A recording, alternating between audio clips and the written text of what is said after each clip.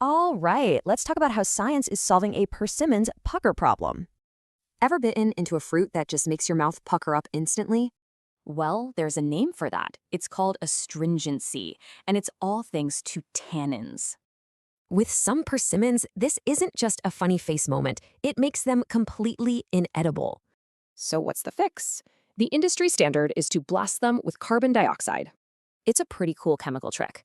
The CO2 basically makes those tannins harmless. But here's the catch, especially when shipping fruit long distance. Yeah, that same CO2 treatment, it can mess up the fruit's texture and even make it turn brown. And that's a huge problem, right? It really limits where these persimmons can be sold. So scientists got to work and came up with something new, an edible wax with ethanol in it.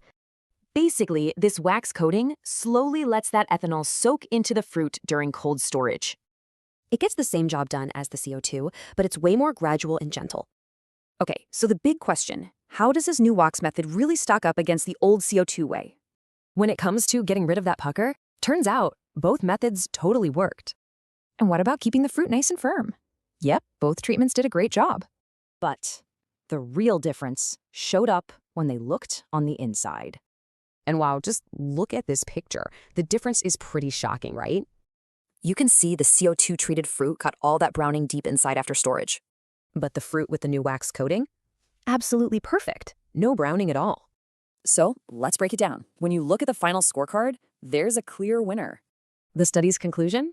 This new wax method is the way to go for long-distance shipping. So why does this all matter? It means better fruit for us and way less food waste. It really makes you wonder, what other foods could these smart coatings save next?